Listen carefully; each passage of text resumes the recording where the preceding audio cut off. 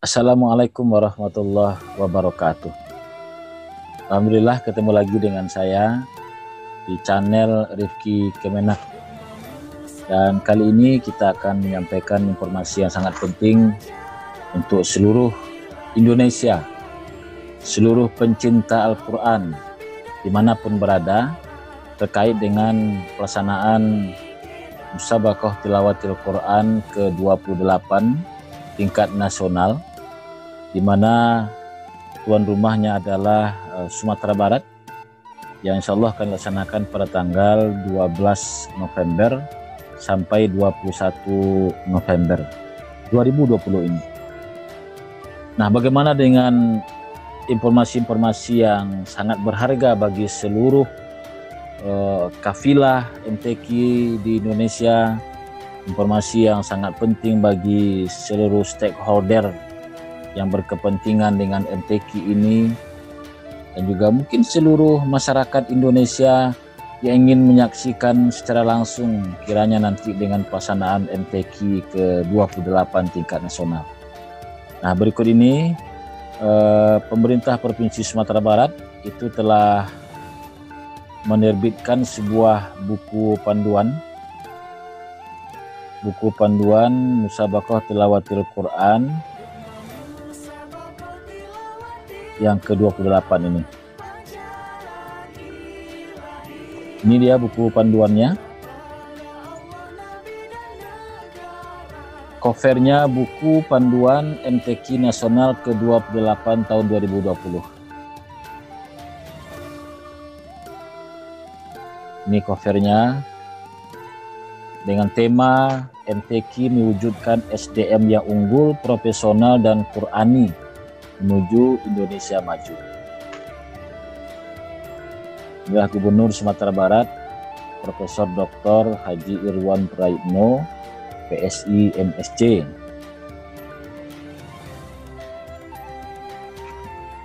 Kemudian ini dia Wakil Gubernur Sumatera Barat, Nasrul Abid.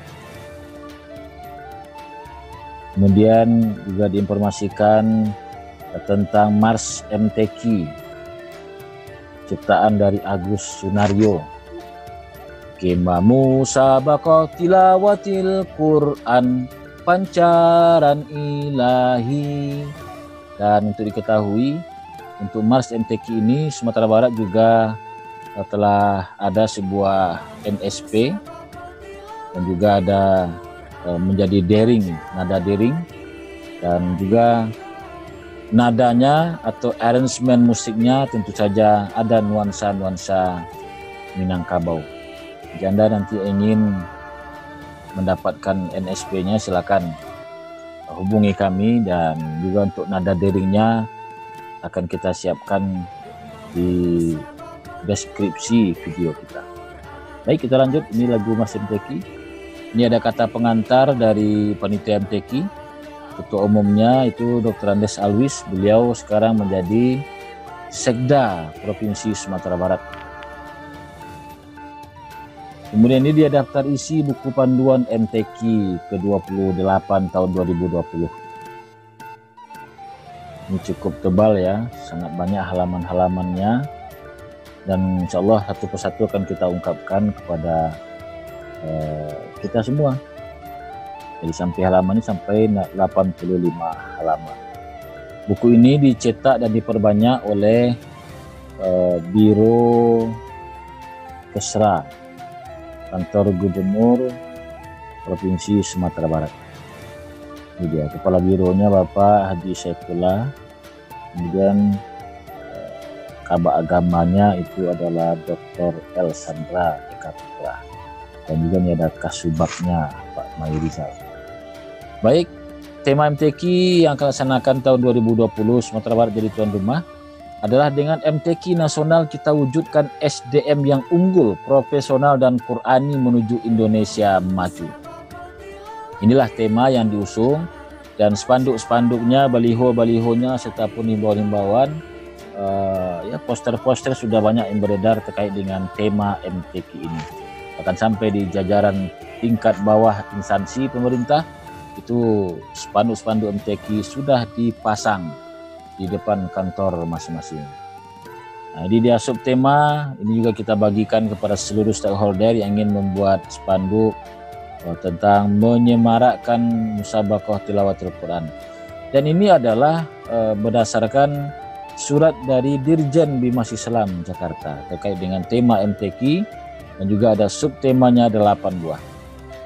Kita lanjutkan. Ini sambutan Menteri Agama Bapak Jenderal TNI Purnawirawan Fakhrul Razi. Ini sambutan beliau kita cantumkan juga di buku panduan MTQ ini. Ini juga ada sambutan Dirjen Bimbingan Masyarakat Islam Kementerian Agama Republik Indonesia. Itu Bapak Profesor Dr. Kamarudin Amin MA. Nanti silakan dibaca lebih lanjut. Dan ini dia sambutan dari Gubernur Sumatera Barat Profesor Dr. Haji Irwan Praitno PSI MSC.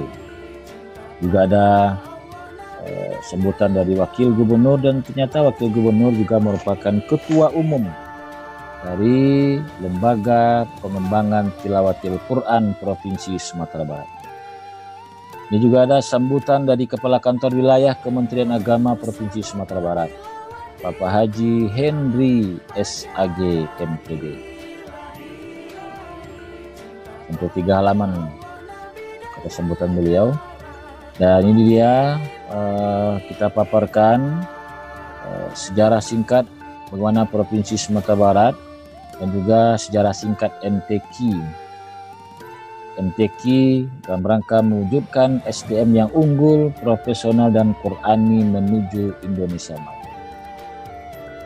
Ini nanti disampaikan sejarah bagaimana Sumatera Barat pernah menjadi tuan rumah di tahun 1983, dan juga bagaimana perjuangan MTQ di Sumatera Barat sehingga bisa menjadi tuan rumah kembali di tahun 2020. Nah, ternyata sampai sekarang MTQ sudah berlangsung 27 kali, dan yang di Sumatera Barat itu adalah yang ke-28. Kita lihat, pertama kali diadakan tahun 1968 di Makassar, Sulawesi Selatan.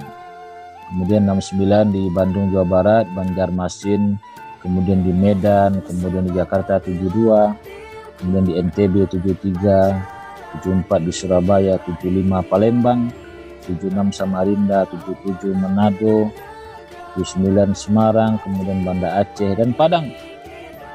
MTQ ke-13 itu Sumatera Barat kembali menjadi tuan rumah, atau pernah menjadi tuan rumah 83, dan sekarang itu juga insya Allah tidak ada arahan melintang, Sumatera Barat tetap akan menjadi tuan rumah di tahun 2020. Jadi dia sejarah MTQ di Indonesia. Dasar hukum pelaksanaan MTQ ini sesuai dengan SK Menteri Agama nomor 596/2018 tentang penetapan Provinsi Sumatera Barat sebagai tempat penyelenggaraan Musabaqah Tilawatil Quran ke-28 tahun 2020. Ini dia tahun 2018 SK-nya untuk pelaksanaan tahun 2020 ketika pelaksanaan MTQ di Medan, Sumatera Utara. Nah, ini dia surat keputusannya SK dari Menteri Agama. Nah, dan kami informasikan juga tentang makna dan filosofi dari logo MTQ ke-28. Nah, ini dia ada di situ Masjid Raya, ada Al-Quran dibentangkan, dan juga ada kata-kata MTQ, ada warna yang menjadi adat di Minangkabau, kuning, merah, hitam. Ini semua ada pengertian ataupun filosofinya. Nah, ini juga ada maskot MTQ dengan tagline "Mari mengaji", artinya mengaji itu adalah membaca Al-Quran, mengaji. Dua figur Qori dan Qoriah dengan pakaian Minang, putra pakaian baju taluk balango, jadi semacam baju koko ya. dengan celana batik dan peci kuplih hitam. Sementara yang putri berpakaian hijab, baju kurung, basiba dengan kain songket Sumatera Barat. Ini pakaian adat dari Minangkabau yang sampai sekarang tidak lekang oleh panas, tidak luntur oleh hujan. Nah, sekarang kami informasikan tentang petunjuk teknis penyelenggaraan MTQ Nasional ke-28 tahun 2020. Nah, cabang-cabang yang akan dilombakan itu pertama adalah cabang golongan musabaqah, cabang seni baca Al-Quran, terdiri dari satu golongan tartil Al-Quran putra dan putri, umur maksimal 12 tahun, 11 bulan dan 29 hari. Ini semua ada ketentuan umurnya. Jadi ada cabang seni baca Al-Quran, baik itu tartil, tilawah anak-anak, tilawah remaja, golongan tilawah cacat netra, dan juga tilawah dewasa putra dan putri. Ini cabang ini dia. Kedua, cabang qiraatil Quran, yaitu golongan qiraat Al-Quran mujawad dewasa putra dan putri. Ini pakai umur ya 40 tahun 9 bulan. Golongan qiraat muratal dewasa putra dan putri. Kemudian golongan qiraat muratal remaja putra dan putri. Kemudian juga ada yang ketiga, cabang hafalan Al-Quran. Sering kita sebut dengan tahfiz Al-Quran. Golongan 1 juz dan tilawah putra, golongan 5 juz dan tilawah putra dan putri, dan juga ada golongan berapa juz ini? Ya, tertutup ya. Baik, lanjut. Kemudian juga ada golongan 20 juz putra putri sampai golongan 30 juz. Ini untuk hafalan. Kemudian yang bagian yang keempat ada cabang tafsir Al-Quran. Terdiri dari satu golongan bahasa Arab putra dan putri, hafal 30 juz. Luar biasa ini. Sudahlah hafal 30 juz, tambah pula dengan tafsir juz ke-10. Kemudian yang kedua golongan bahasa Indonesia putra dan putri. Jadi tafsir bahasa Indonesia putra dan putri. Kemudian juga tafsir Al-Quran berbahasa Inggris putra dan putri. Dan hafalannya 14 juz pertama. Bagian kelima, cabang Fahmil Al-Quran. Itu satu regu terdiri dari 3 orang remaja putra dan putri. Putra dan satu regu 3 orang putri. Maksimal umur 18 tahun, 11 bulan, 29 hari. Artinya 1 hari lagi dia berumur 19 tahun. Kemudian bagian yang keenam, cabang Syarhil Quran. Jadi Syarhil ya. Kadang-kadang ada orang salah sebut dengan Syahril gitu. Jadi ini siapa pesertanya? 3 orang putra dan 1 regu, 3 orang putra dan 1 regu 3 orang putri. Nah, jadi ada 2 pemisahan ya. Putra sama putra saja, putri sama putri saja. Kalau dulu kadang-kadang ada dicampur, silakan 2 perempuan 1 laki-laki, atau laki-laki 2 saja perempuan. Dulunya, tapi sekarang sudah dipisahkan ini. Jadi ada Syarhil Quran, jadi medali emasnya 2 di sini. Berikutnya yang ke-7, cabang seni kaligrafi Al-Quran. Ada 4 di sini golongannya, golongan naskah putra putri, golongan hiasan mushaf, golongan dekorasi, golongan kontemporer. Kemudian cabang karya tulis ilmiah Al-Quran, KTIQ. Jadi karya tulis. Kemudian kami informasikan juga tentang sistem musabaqah. Musabaqah diselenggarakan dalam 2 babak, yaitu babak penyisian dan babak final, kecuali cabang Fahmil Quran itu dan karya tulis ilmiah diselenggarakan dalam 3 babak, itu penyisian, semifinal, dan final. Materi musabaqah dan waktu tampil pada babak penyisian ataupun babak final, nah ini nanti silakan diketahui lebih lanjut. Ini secara teknis silakan di screenshot saja ini nanti ya, kemudian dibaca.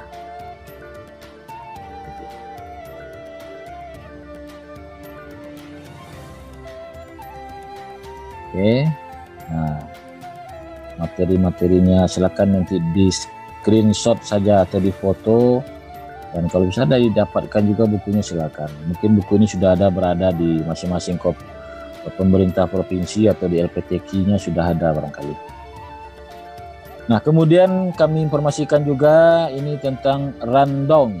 Jadi schedule tentatif dari pelaksanaan musabaqah tilawatil Quran dan juga penampilan dari peserta.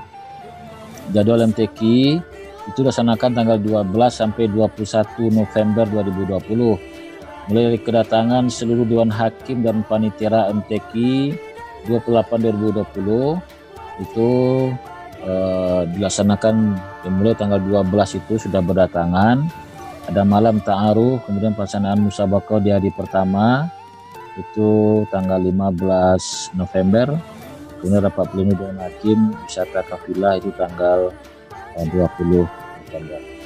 Jadi tanggal 12, tanggal 13 itu sudah mulai berdatangan seluruh Indonesia. Diperkirakan sampai hari ini ya mungkin lebih kurang 5.000 orang akan datang ke Sumatera Barat, baik sebagai peserta, sebagai kafilah, sebagai penggembira maupun juga pendamping peserta seluruh Indonesia. Nah, 12 November penerimaan kafilah mulai di bandara, 14 pelantikan Dewan Hakim, 15 sudah mulai lomba, kemudian 19 November hari ke-6 babak final, 19 November insya Allah itu babak final di seluruh cabang, dan 21 November pelepasan para kafilah kembali ke provinsi masing-masing.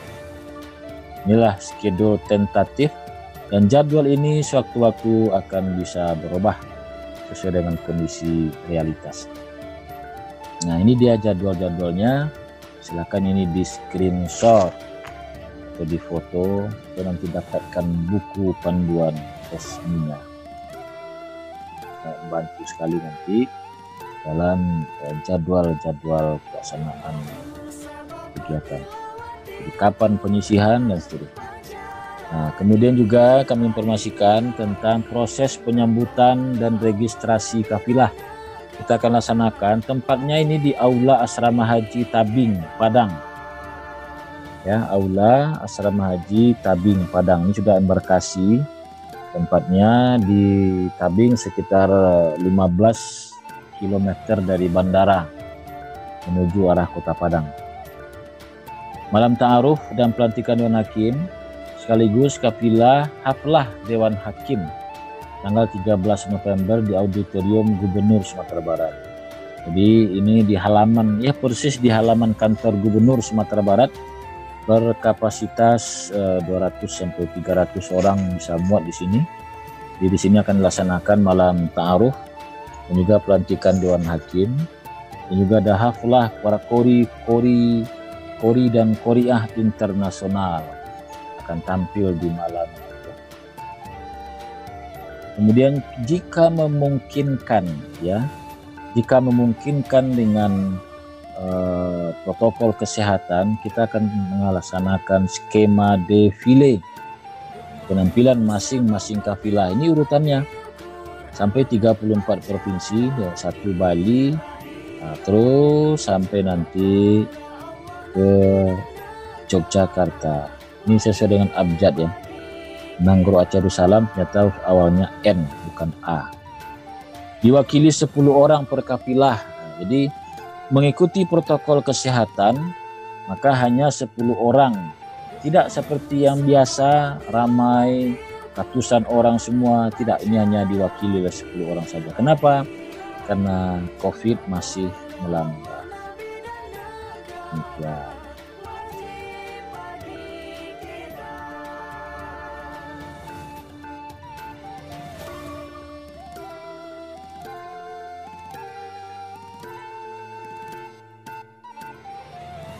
Oke, selanjutnya pembukaan MTQ dan penutupan. Kami informasikan bahwa pembukaan MTQ itu insya Allah akan dilaksanakan pada tanggal 14 November. Setelah 2 hari berada di Padang, Sumatera Barat atau di Provinsi Sumatera Barat, laksanakan kegiatan pembukaan. Di tempatnya adalah di Main Stadium atau Main Stadion di Nagari Sikabu, Kabupaten Padang Pariaman. Ini insya Allah stadion ini sudah bisa ready untuk pelaksanaan MTQ ke-28. Stadion cukup besar, dan informasinya stadion ini menjadi stadion yang terbesar di Sumatera kalau sempat selesai 100%, dan begitu besar. Tempatnya di Nagari Sikabu, sekitar 20 sampai 25 km dari Padang, dari kota Padang, tapi dari bandara itu hanya sekitar 5 sampai 7 km. Jadi arah ke Bukit Tinggi ini dia. Jadi pembukaannya di sini di main stadion di Nagari Sikabu, Kabupaten Padang Pariaman. Satu ini cuma venue atau lokasi MTQ yang berada di luar kota Padang. Selebihnya itu berada di kota Padang.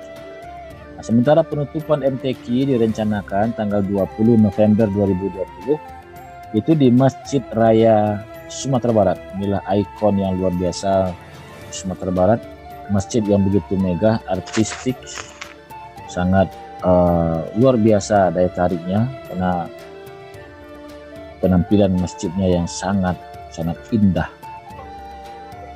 Nah, kemudian kami informasikan juga arena dan cabang-cabang perlombaan, artinya venue lokasi lomba.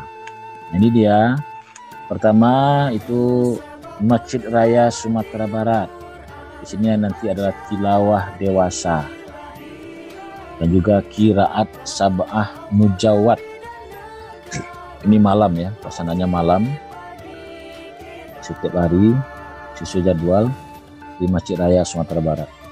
Kedua di Gedung Rohana Kudus, ya sekitar 2 sampai 2 km dari Masjid Raya ini. Kalau kita lihat, kalau kita jadikan titik sentralnya di Masjid Raya ini, maka menuju ke Rohana Kudus sekitar 1 sampai 2 km. Di Gedung Rohana Kudus itu ada tartil Quran, tilawah cacat netral. Yang ketiga ada Masjid El Hakim, Pantai Muaro Padang. Di sini diadakan tilawah anak-anak dan tilawah remaja. Kalau dari Masjid Raya menuju ke sini ya sekitar 5 sampai 6 km. Ya. Kemudian Masjid Nurul Iman, di situ ada dilombakan qiraat sab'ah muratal remaja, qiraah sab'ah muratal dewasa. Jadi jaraknya ya sekitar 4 sampai 5 km dari Masjid Raya. Kemudian juga nomor yang kelima, Auditorium Universitas Baitur Rahmah. Nah, ini universitas yang cukup terkemuka dengan masjidnya yang sangat megah. Di sini akan dilombakan hifzil 1 juz tilawah dan juga hifzil 10 juz. Jaraknya dari Masjid Raya sekitar 5 sampai 6 km dari Masjid Raya. Kemudian GOR UNP, ada khat naskah, khat hiasan mushaf, khat dekorasi, dan khat kontemporer. Ya ini ada 4 cabang khat yang dilombakan di hall UNP ini. Jaraknya dari Masjid Raya sekitar 4 km, bahkan lebih kurang dari itu, maksudnya kurang dari itu, 3,5, bahkan 3,7 pernah saya buat di akun yang lain, artinya di video yang lain ada 3,7 ya kalau salah. Kemudian yang ketujuh itu Auditorium UNP. Ini berdekatan ya karena masih komplek dari UNP ini.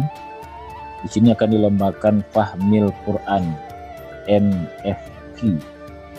Kemudian ada Masjid Darul Hujat UPT, Unit Pelaksana Teknis Asrama Haji, hifzil Quran 5 juz tilawah dan hifzil Quran 20 juz. Nah, jadi di sini jaraknya sekitar 4 kilo dari Masjid Raya. Kemudian ada cabang lain yaitu Hospitality Center UNP. Jadi masih di seputaran UNP, ada tafsir bahasa Indonesia, tafsir bahasa Inggris. Jadi UNP ini cukup banyak ya lokasi di sana, ada 3 titik. Kemudian ada Yang ke-10 Aula Mansur Datuk Basa UIN Imam Bonjol. Akan dilombakan hifzul Quran 30 juz dan tafsir bahasa Arab. UIN Imam Bonjol ini kalau dari Masjid Raya sekitar 4 kilometer. Dan ke-11 ada Gedung Serbaguna UIN Imam Bonjol Padang. Jadi ya sekitar 4 km lah, 4 sampai 4,5.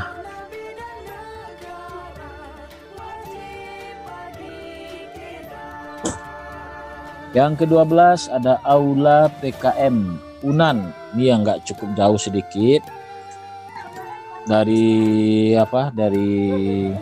dari Masjid Raya, sekitar 7 sampai 8 km lah, berada di Limau Manis.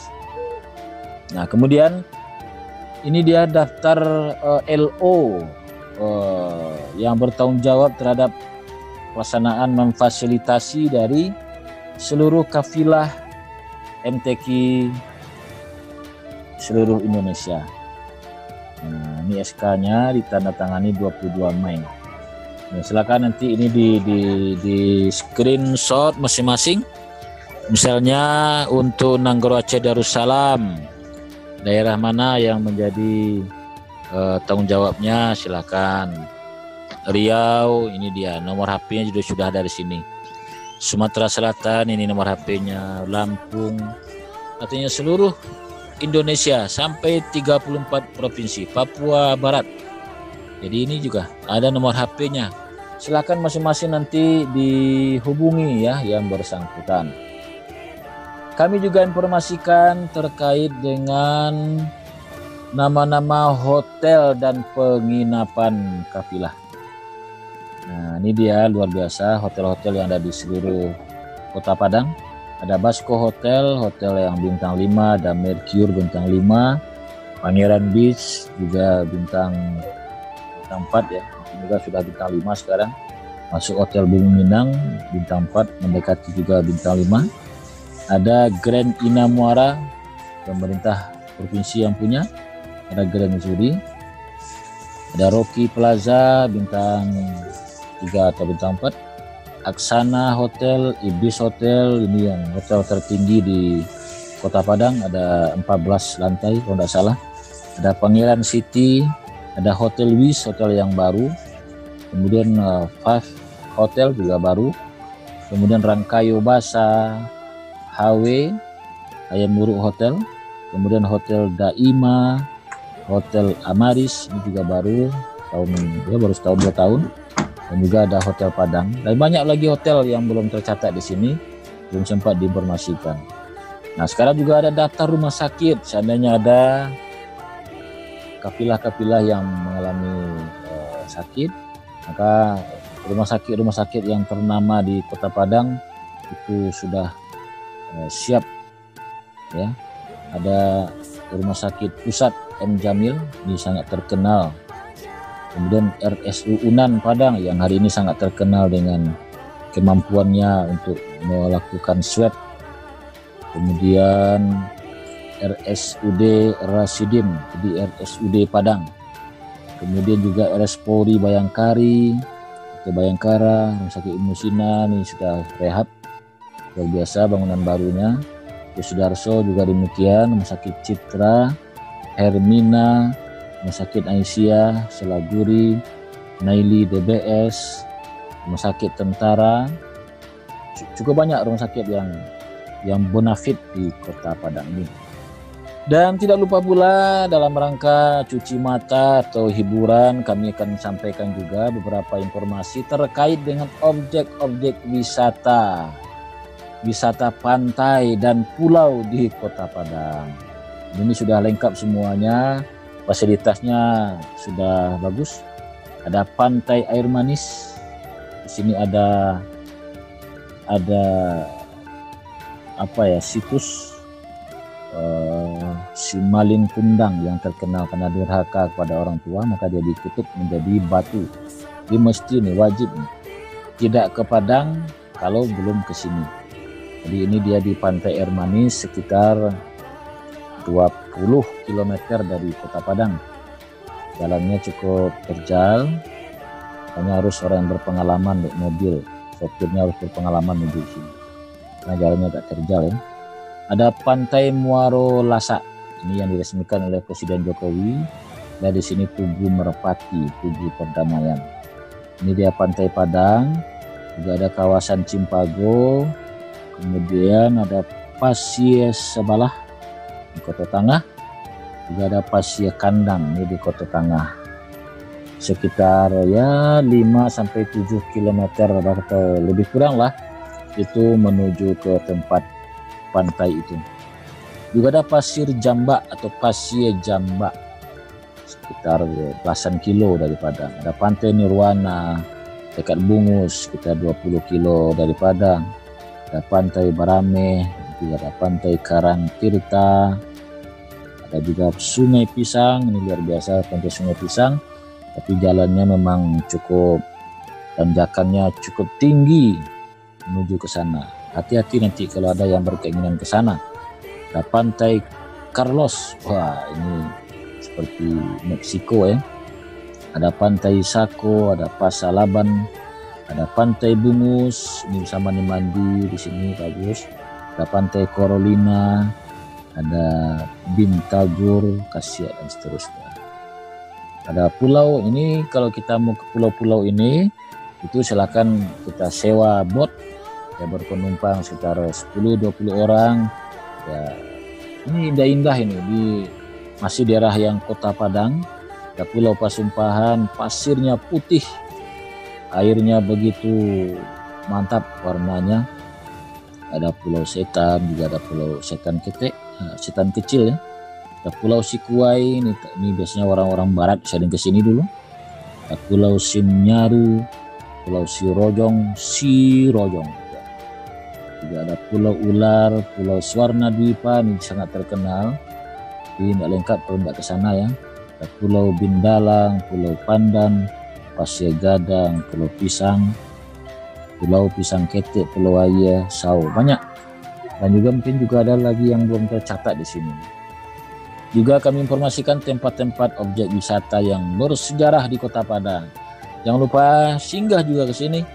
Ada namanya kawasan Siti Nurbaya, jembatan Siti Nurbaya. Sinilah kalau kita menyeberang itu mau menuju ke tempat kuburannya Siti Nurbaya. Sinilah ini. Ada Gunung Pangilun, ada situs yang terkenal sekarang, ada gua, ada lubang Jepang ditemukan di sini. Ya dekatlah dari Masjid Raya, setelah 1-2 km.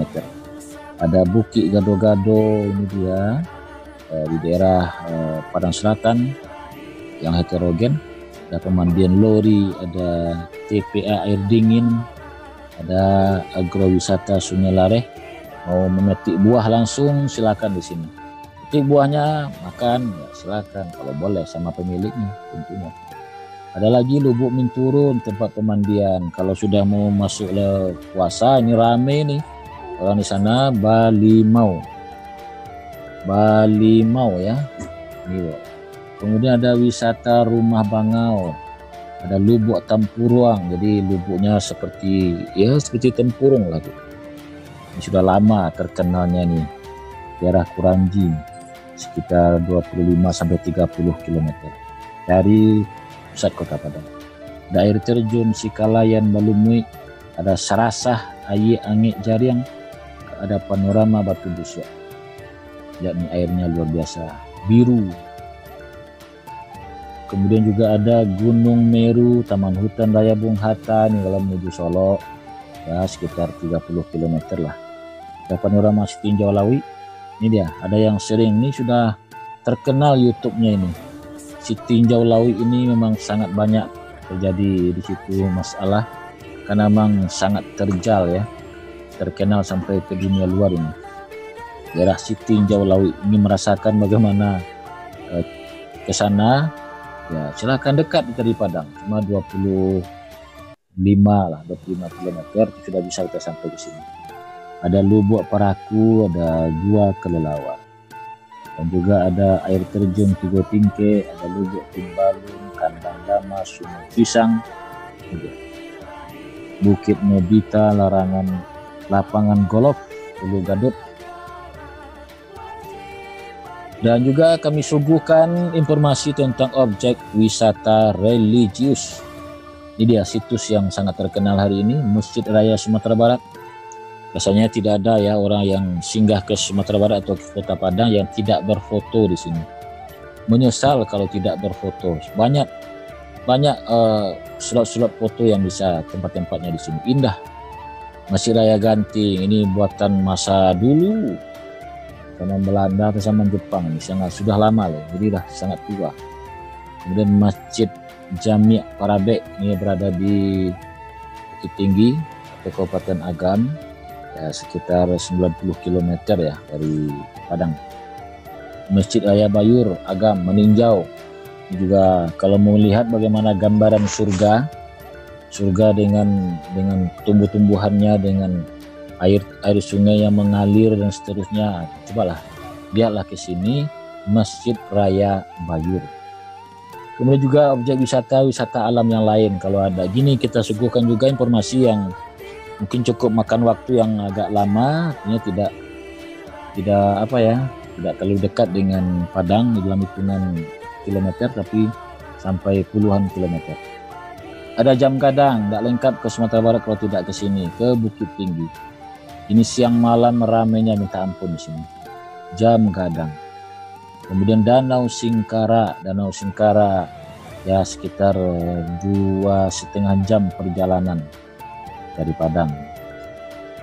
Ini luar biasa. Ada Masjid Rawamati. Ini seperti kita berada di Korea. Ada Pulau Sirandah, ini baru terkenal. Luar biasa, banyak turis yang singgah ke sana. Ada Danau Biru di Sawalunto. Kalau Sirandah ini masih di kawasan Padang ya. Kemudian kalau ini Danau Biru ini di Sawalunto, tapi masih lagi sekitar 20-30 km dari Sawalunto. Cukup jauh juga. Ini bekas tambang, airnya biru, sungai biru. Harau Payakumbuh, ini objek wisata yang sangat ramai dikunjungi. Sabtu Minggu ramainya minta ampun. Jadi ini sangat banyak, ada kampung Eropa di sana, ada kampung Korea. Kalau kita berfoto di sana seperti seolah-olah bahkan seperti kita berada di Korea, berada di Eropa. Jadi satu tempat itu kita bisa berada seperti di luar negeri. Ini dia. Di Harau ini tempatnya, silakanlah di sana.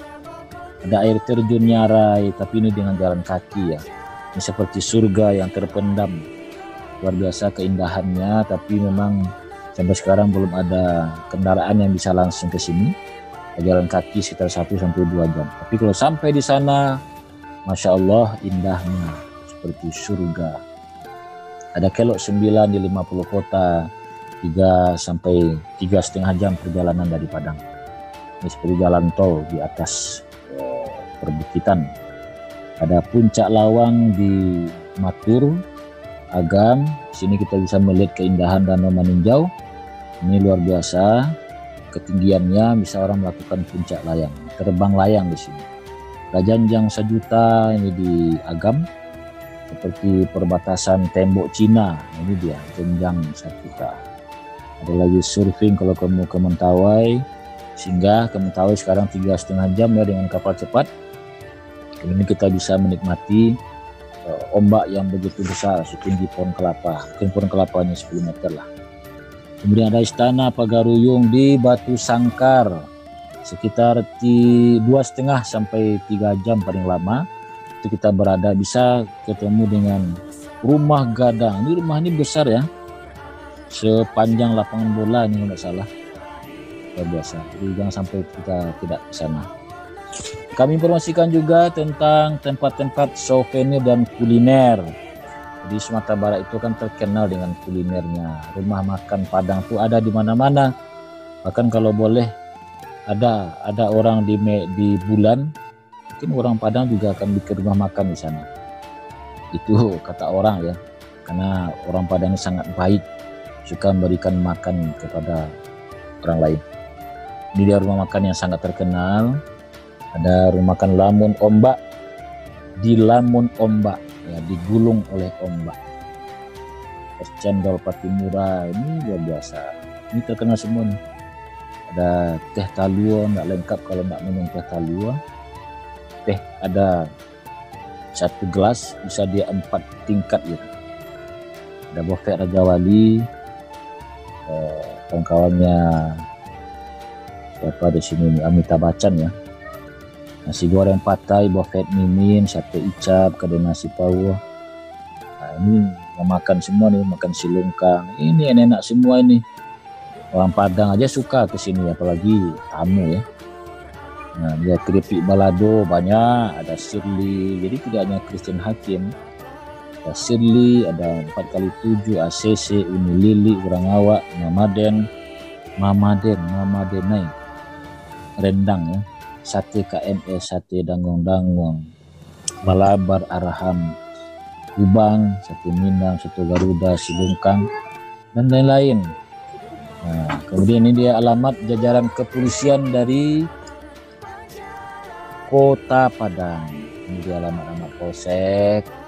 Silakan lah nanti, ini dia SOP keprotokolan untuk kesehatan dan sebagainya. Cara pembukaan. Oke.